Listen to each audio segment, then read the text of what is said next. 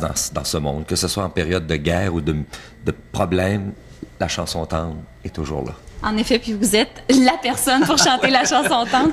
Je vais vous dire franchement, sur votre album, il y a une chanson qui m'a plu plus particulièrement, c'est « Si on dansait ». Parlez-moi de cette chanson-là. « Si on dansait » a été écrite par Lambert. Lambert, c'est ce compositeur qui a écrit des chansons pour Daniel Odera, Ginette Renault, comme « Faites-moi la cour »,« Les amours tendres ». Alors, je lui ai demandé de m'écrire une chanson. Enfin, je lui ai aidé un peu. Je lui ai donné une base de ce que je voulais retourner dans le temps. Pourquoi on danserait pas comme autrefois maintenant? Et les jeunes ont tendance maintenant à vouloir venir à la rumba, au cha-cha, au merengue, les danses à grand mouvement. On dirait que les jeunes commencent à vouloir comme on dirait bien, à se tenir en dansant.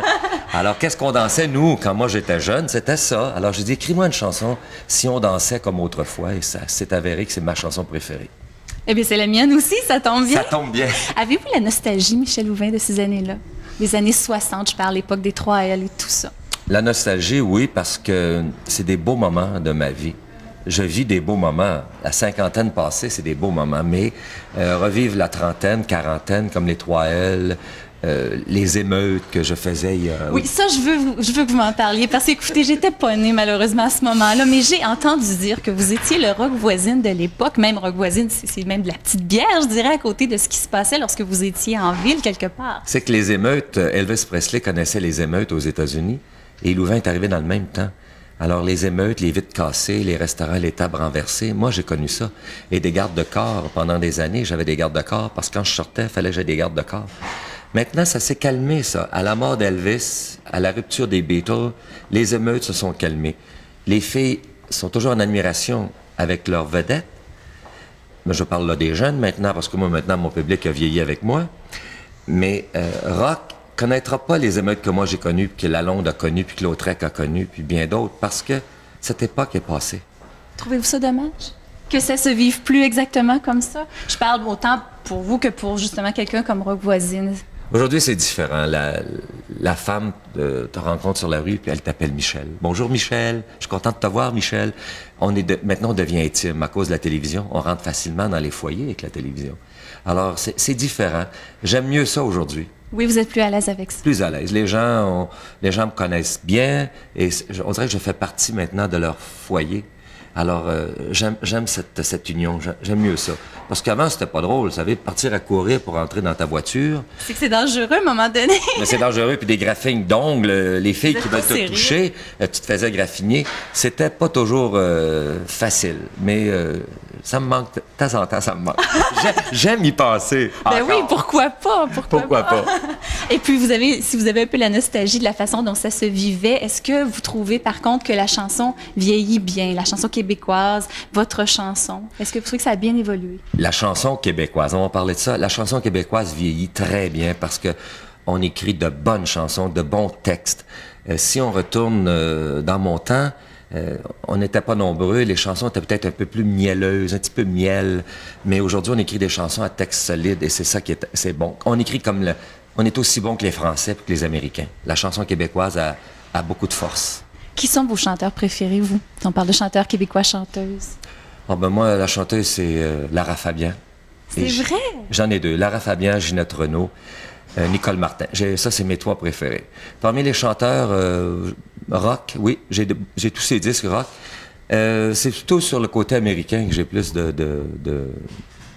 je vais plus vers le côté américain comme Sinatra, disons les vieux troupiers un peu comme non mais écoutez Sinatra est très à la mode en ce moment avec ses albums duets. Ah c'est ça c'est un charme parce que Sinatra fait des chansons avec des artistes que moi j'aime. La plupart qui font les duos avec Frank Sinatra, je les connais toutes puis je les aime. Alors, on se régale en même temps. On écoute Frank Sinatra puis on écoute ceux qui chantent avec lui. Alors, on est au ciel. Est-ce que c'est quelque chose que vous feriez, ça, vous, reprendre de vos chansons classiques, justement, puis les renouveler, les refignoler un peu au parfum d'aujourd'hui? Je ne dis pas non. Peut-être un peu plus tard parce qu'on commence déjà, certains producteurs me demandent déjà si je serais intéressé à refaire Lison, Louise, Sylvie, même La Dame en bleu, qui a déjà elle commence à vieillir. La Dame en bleu a été faite dans les années 70. Mais c'est un classique. Elle commence à prendre de l'âge, oui. Mais parfois, il faut la rajeunir un petit peu. Ah ben oui, pourquoi pas? Un petit peu de poudre, un petit peu de rouge à lèvres. Pourquoi pas? Ça se pourrait très bien que ça se fasse d'ici un an, que ça se fasse. C'est la grosse mode en ce moment, Brigitte. Absolument. Reprendre ses vieux succès, mais à la mode d'aujourd'hui. Mais d'ici un an, j'imagine, est-ce que vous auriez le temps de faire ça? Parce que vous êtes un homme occupé. Écoutez, on vous voit tous les midis, Louvain à la carte. Vous êtes en tournée en ce moment. Oui. Où est-ce que vous trouvez le temps pour faire tout ça? Je le trouve, le temps. Dieu merci, j'ai la santé, mais je m'organise pour pouvoir faire tout et sans m'énerver, autrement dit, sans me stresser. Vous avez l'air très calme, en effet. Ben, calme. Vous viendrez me voir tout à l'heure une demi-heure avant de rentrer en scène. Vous allez voir que je suis pas si calme que ça. Qu'est-ce que vous faites pour vous déstresser? Ah, je peux pas me déstresser. Quand le rideau est fermé, que tu entends le murmure des gens assis dans la salle, là, le stress te prend. Là, c'est ça, avoir comment est-ce qu'on appelle ça? C'est pas le trac. C'est le trac. C'est le trac. Mais aussitôt que la première chanson est faite, là, c'est passé. Aussitôt que je les vois, là c'est fait, c'est passé. Même après toutes ces années, on ressent encore le trac. C'est incroyable, hein? Je peux pas me l'enlever, ce trac. Et je pense que c'est pas une bonne chose parce que quand tu n'as plus le trac, pose-toi des questions. Parce qu'il y a très peu d'artistes qui n'ont pas le trac. Ceux qui ne l'ont pas, là, c'est parce qu'ils sont trop sûrs d'eux autres. C'est vrai que rien n'est acquis dans ce milieu-là. Rien n'est acquis. Demain, ça peut s'arrêter. C'est le public qui fait l'artiste et c'est eux qui décident.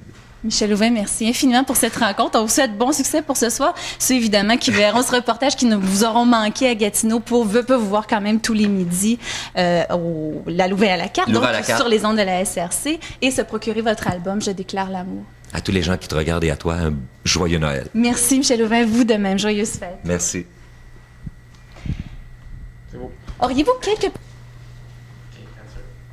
Michel Louvain, une dernière petite faveur. J'ai besoin de votre professionnalisme, de vos compétences. C'est que mon co-animateur, Marc Boucher, me dit que je tiens mal mon micro. Il dit que ça l'énerve me voir tenir mon micro.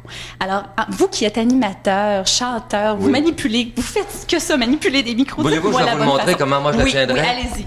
La même façon que vous. Marc, arrête de la taquiner. Elle le tient très bien.